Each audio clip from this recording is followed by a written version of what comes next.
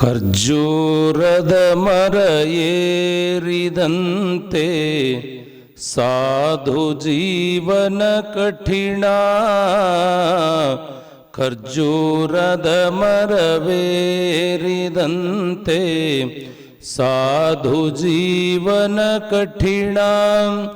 ಮೇಲೇರಿದರೆ ರಸವು ಸಿಗುವುದು, ಕೆಳಬಿದ್ದರೆ ಲಬು ಸಿಗದು ಕಬೀರ. ಕೆಳಬಿದ್ದರೆ ಲಬು ಸಿಗದು ಕಬೀರ.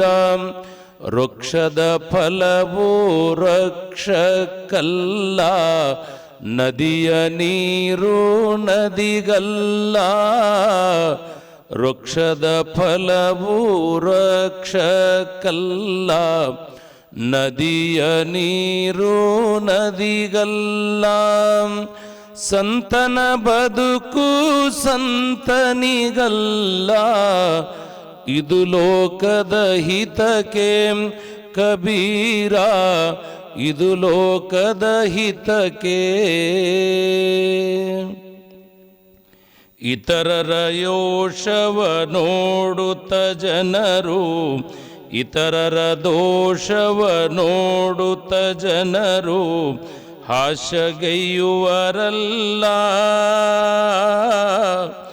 ತಮ್ಮೊಳಗಿವುದೈ ಸಾವಿರ ದೋಷ, ಕಾಣುವುದೇ ಇಲ್ಲ ಕಬೀರ.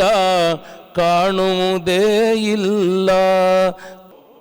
ಪಾರಮಾರ್ಥ ತತ್ವಸುಖವ ಸೂರ್ಯಗೊಂಬ ಯತೀಶ್ವರ ಎನ್ನುವ ಹಾಗೆ ಬ್ರಹ್ಮಚರ್ಯ ವ್ರತವನ್ನು ಆಜನ್ಮ ಪರ್ಯಂತರವಾಗಿ ಪಾಲನೆಯನ್ನು ಮಾಡಿ ಸಕಲರಲ್ಲಿಯೂ ಕೂಡ ಶಾಂತಿಯನ್ನು ಬೋಧಿಸುವಂಥವರು, ಶಾಂತಿಯ ಮಾರ್ಗದ ಕಡೆಗೆ ಸಾಗುವಂಥ ತತ್ವಾದರ್ಶ ವಿಚಾರಗಳನ್ನು ನಮ್ಮೆಲ್ಲರ ಬದುಕಿಗೆ ಕಟ್ಟಿಕೊಟ್ಟಿರ್ತಕ್ಕಂಥವರು ಯಾರಾದರೂ ಇದ್ದರೆ ಪರಮ ಪೂಜ್ಯರಾಗಿರುವಂಥ ಅಪ್ಪ ಸಿದ್ದೇಶ್ವರ ಮಹಾಸ್ವಾಮಿಗಳವರು.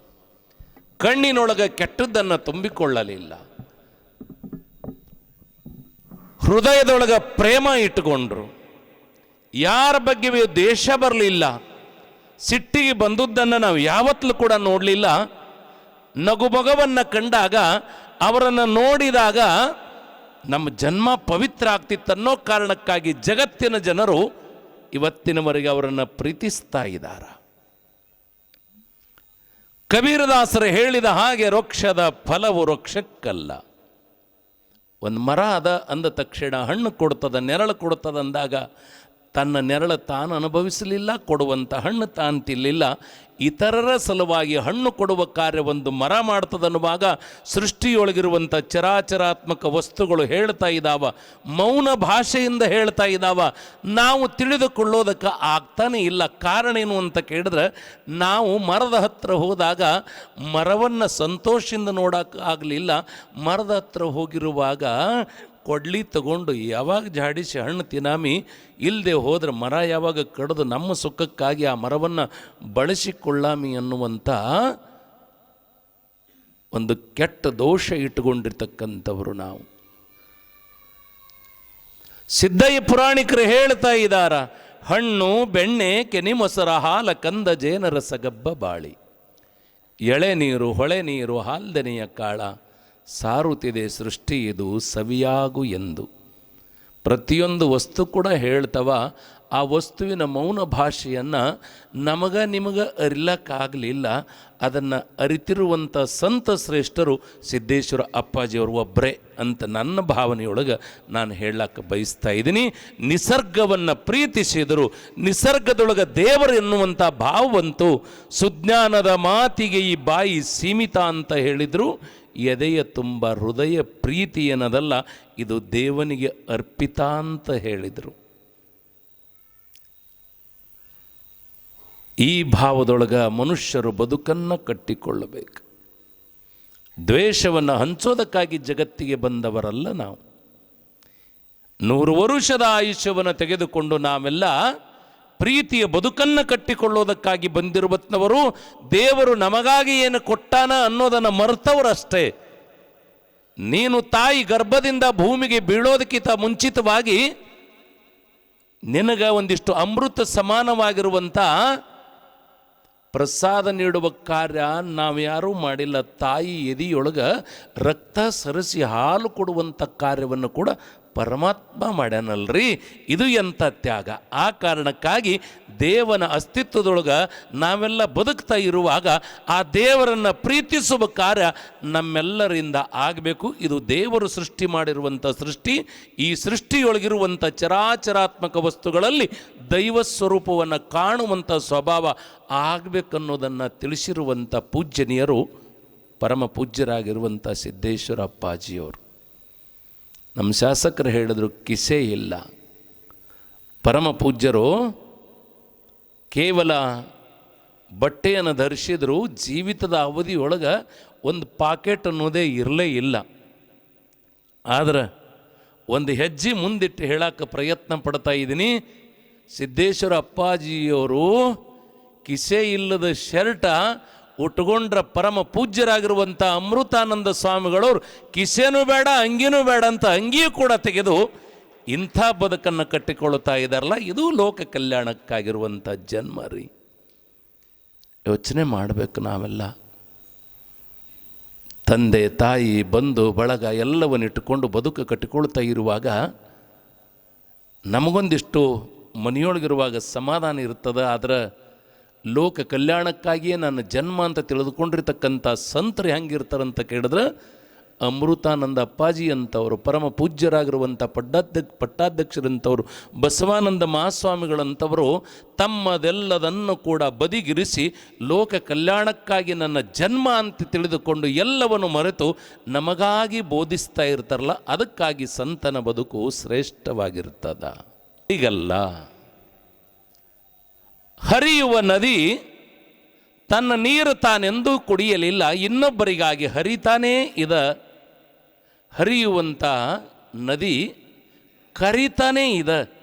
ಯಾಕೆ ಕರಿತದಂತ ಕೇಳಿದ್ರೆ, ಒಡಲ ತುಂಬಿ ಹರಿತಾ ಇರುವ ನನ್ನ ನೀರನ್ನು ನೀನು ಉಪಯೋಗಿಸಿಕೊಂಡು ಶಾಂತಿಯಿಂದ ಬದುಕು ಅನ್ನುವಂಥ ಸಂದೇಶವನ್ನು ಒಂದು ನದಿ ಕೂಡ ಹೇಳ್ತದ. ಮೂರನೆಯ ಮಾತು, ಸಂತನ ಬದುಕು ಸಂತನಿಗಲ್ಲ, ಇದು ಲೋಕದ ಹಿತಕ್ಕೆ.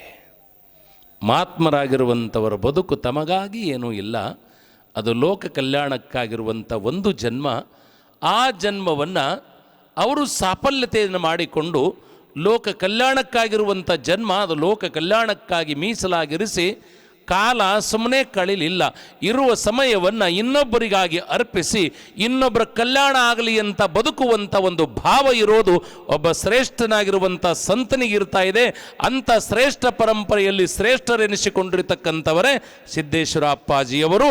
ಇಂಥ ಪರಂಪರೆಯೊಳಗೆ ನಾವೆಲ್ಲ ಇಲ್ಲೆಲ್ಲಿ ಪಕ್ಕದೊಳಗೆ ಊರಿಲ್ಲ, ದೂರ ಇರಬಹುದು, ಆದರೆ ಆಶ್ರಮ ಅದ್ಭುತವಾಗಿ ಬೆಳೆದು ನಿಂತಿರುವಾಗ ನಮ್ಮ ಜೀವಿತದ ಅವಧಿಯ ಅನೇಕ ಕ್ಷಣಗಳನ್ನು ಹೆಂಡತಿಗಾಗಿ, ಮಕ್ಕಳಿಗಾಗಿ, ಪ್ರಪಂಚದ ಸಲುವಾಗಿ, ಕಾರ್ಯಭಾರದ ಸಲುವಾಗಿ ಅನೇಕ ಇದ್ದರೂ ಕೂಡ ಯಾವಾಗ ಸತ್ಸಂಗ ನಡೀತಾ ಇದೆಯೋ, ಸಂತ ಸಮಾಗಮ ನಡೀತಾ ಇದೆಯೋ, ಇಲ್ಲಿ ಬರೋದು ನಾವು ಏನು ಮಾಡೋದು ಅಂತ ಕೇಳಿದ್ರೆ ಶ್ರವಣ ಭಕ್ತಿಯನ್ನು ಮಾಡೋದು. ದೇವರೊಂದಿಷ್ಟು ಕೊಟ್ಟಿದ್ದ ಅಂದ್ರೆ ಇಂಥ ಪರಮ ಪವಿತ್ರ ಕಾರ್ಯಗಳಿಗಾಗಿ ನಮ್ಮದೊಂದಿಷ್ಟು ದಾನ ಇರಬೇಕು. ಶ್ರೀಮನ್ ನಿಜಗುಣ ಶಿವಯುಗಳು ಹೇಳ್ತಾರೆ, ಕೈ ಕೊಟ್ಟಾನ ದೇವ್ರ ಅಂದ ತಕ್ಷಣ ಇನ್ನೊಬ್ರದು ನಿಂದು ಕೂಡೆ ಬರ್ಚ್ಕೊಂಡು ಮನೆಯಾಗಿಡಕ್ಕಂತಲ್ಲ. ಭಾಳ ಸುಂದರವಾಗಿರುವಂಥ ಮಾತು ಹೇಳಿದರು, ಕರಕ್ಕೆ ಸತ್ಪಾತ್ರ ದಾನವೇ ಭೂಷಣ.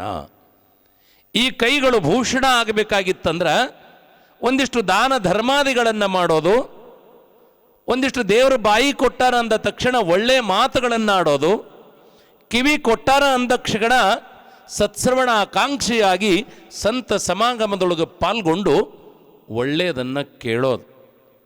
ಕಣ್ಣು ಕೊಟ್ಟಾನ ಅಂದ ತಕ್ಷಣ ಕೆಟ್ಟದ್ದನ್ನು, ದೃಷ್ಟಿಯನ್ನು ಕೆಟ್ಟದ್ದು ಮಾಡ್ಕೊಂಡು ಅಂದ್ರೆ ಯಾವ ದೃಷ್ಟಿಯೊಳಗೆ ದೇವರನ್ನು ತುಂಬಿಕೊಳ್ಳಬೇಕಾಗಿತ್ತೋ ಆ ದೃಷ್ಟಿಯೊಳಗೆ ಕೆಟ್ಟದ್ದನ್ನು ತುಂಬಿಕೊಂಡು ಅಂದ್ರೆ ದೇವರನ್ನು ಕಾಣೋಕೆ ಹೆಂಗೆ ಸಾಧ್ಯ ಅದ?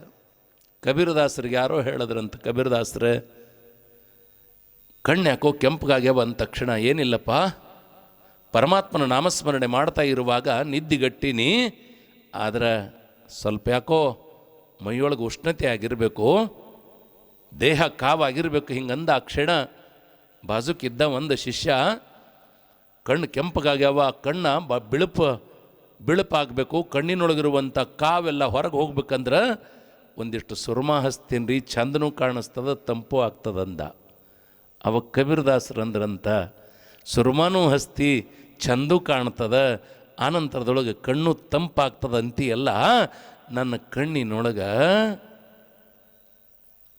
ದೇವರೇ ತುಂಬಿಕೊಂಡಿರುವಾಗ ಈ ಕಣ್ಣು ಕಾವಾಗೋದು ಬೇಡ, ಆನಂತರ ಇದು ಚಂದ ಕಾಣಿಸೋದು ಬೇಡ, ದೇವನು ತುಂಬಿಕೊಂಡಿರುವಂಥ ಕಣ್ಣಿನೊಳಗೆ ನಿನ್ನ ಸುರ್ಮಾದ ಅವಶ್ಯಕತೆ ಇಲ್ಲ ಅಂದ ಕಬೀರದಾಸರು ಹೇಳ್ತಾರಲ್ಲ. ಅಂಗ ಸೌಂದರ್ಯಕ್ಕಿಂತ ಲಿಂಗ ಸೌಂದರ್ಯವನ್ನು ಹೆಚ್ಚಿಸಿಕೊಳ್ಳೋದಕ್ಕೆ ಪ್ರಯತ್ನಿಸಬೇಕು ಅನ್ನೋ ಮಾತನ್ನು ಬಸವಾದಿ ಶರಣರು ಹೇಳಲಿಲ್ಲೇ? ನಿತ್ಯವೂ ಕೂಡ ಧ್ಯಾನ, ನಿತ್ಯವೂ ಕೂಡ ದೇವಸ್ಮರಣೆ, ನಿತ್ಯವೂ ಕೂಡ ಉತ್ತಮವಾಗಿರುವಂಥ ಕಾರ್ಯಗಳನ್ನು ಮಾಡೋದಕ್ಕೆ ಪ್ರಯತ್ನ ಪಡಬೇಕು. ಜೀವಿತದ ಅವಧಿ ಅದು. ನೀವೇನು 1000 ವರ್ಷ ಇರಾಕಂತ ಬಂದವರಲ್ಲ. ಇಲ್ಲಿ ಕುಂತು ನಾವು ಹೇಳೋರು ಯಾರು 1000 ವರ್ಷ ಇರಾಕಂತ ಬರೋಂಥವರಲ್ಲ. ಶ್ರೀಮನ್ನಿಜಗುಣ ಶಿವಯೋಗಿಗಳು ಹೇಳ್ತಾ ಇದ್ದಾರೆ, ಕಾಲದ ಉಪಯೋಗ ಸರ್ವರಿಗೂ ಕೂಡ ಆಗಬೇಕಾಗಿತ್ತನ್ನೋ ಕಾರಣಕ್ಕಾಗಿಯೇ ಸುಮ್ಮನೆ ಕಾಲವನ್ನು ಕಳೆದು ಸಾವುದು ಚಿತವೇ. ಸಾಯ್ಲಕ್ಕಂತ ಬಂದಿರುವಂಥವರಲ್ಲ ನಾವು. ಪವಿತ್ರವಾಗಿರುವಂಥ ಜನ್ಮ ಕೊಟ್ಟಾಣ ಅಂದ ತಕ್ಷಣ ಇಂಥ ಪವಿತ್ರವಾಗಿರುವಂಥ ಜನ್ಮದ ಸಫಲತೆಯ ಲಾಭ ಯಾವುದರಿಂದ ಆಗಬೇಕು ಅಂತ ಕೇಳಿದ್ರೆ ಗುರು ಸೇವೆಯಿಂದ ಆಗಬೇಕು. ಸತ್ಶ್ರವಣ ಆಕಾಂಕ್ಷಿಯಾಗಿ ಸದಾವ ಕಾಲ ಸಂತರ ಮಹಾತ್ಮರ ಸಮಾಗಮವನ್ನು ಮಾಡಿ ನಾವೆಲ್ಲರೂ ಪವಿತ್ರರಾಗುವಂಥ ಕಾರ್ಯ ನಮ್ಮಿಂದಾಗಲಿ ಅಂತ ಬಯಸಿ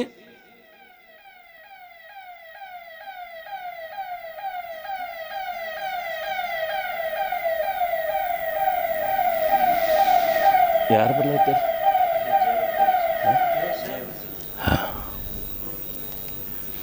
ಪರಮ ಪೂಜ್ಯರು ನೋಡ್ರಿ, ಗಿಡದಾಗ ಒಂದು ಹಣ್ಣಾಗಿತ್ತು ಅಂದ್ರೆ ಬಡ್ಡಿಗೆ ಮೂಸಿ ನೋಡಿ ಇರಿವುಗಳು ನೇರವಾಗಿ ಹಣ್ಣಿನ ಕಡೆ ಹೇಗೆ ಸಾಗ್ತಾ ಇದ್ದಾವೋ ಆ ರೀತಿಯೊಳಗೆ ಸಿದ್ದೇಶ್ವರ ಅಪ್ಪಾಜಿಯವರ ಆಶ್ರಮಕ್ಕೆ ನಾಡಿನ ಹೆಸರಾಂತ ಪೂಜ್ಯರೆಲ್ಲರೂ ಕೂಡ ಬರ್ತಾ ಇದ್ದಾರೆ.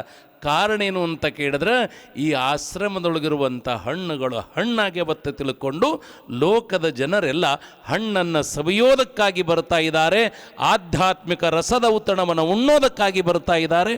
ಆ ಕಾರಣಕ್ಕಾಗಿ ನಾವೆಲ್ಲರೂ ನಮ್ಮ ಸಮಯವನ್ನು ಗುರುಧ್ಯಾನಕ್ಕೆ, ನಮ್ಮ ಸಮಯವನ್ನು ದೇವಸ್ಮರಣೆಗೆ, ನಮ್ಮ ಕಾರ್ಯವನ್ನು ಒಳ್ಳೆಯ ಕಾರ್ಯಗಳಿಗಾಗಿ ಸಮಯವನ್ನು ಮೀಸಲಾಗಿರಿಸಿಕೊಂಡು ನಮ್ಮೆಲ್ಲರ ಜನ್ಮವನ್ನು ಪಾವನಗೊಳಿಸಿಕೊಳ್ಳುವಂಥ ಕಾರ್ಯ ನಮ್ಮೆಲ್ಲರದ ಆಗಬೇಕನ್ನೋ ಮಾತನ್ನು ಈ ಸಂದರ್ಭದೊಳಗೆ ಹೇಳಬಯಸಿ, ಪರಮ ಪೂಜ್ಯರಾಗಿರುವಂಥವ್ರು ವೇದಿಕೆಗೆ ಬರ್ತಾ ಇದ್ದಾರೆ.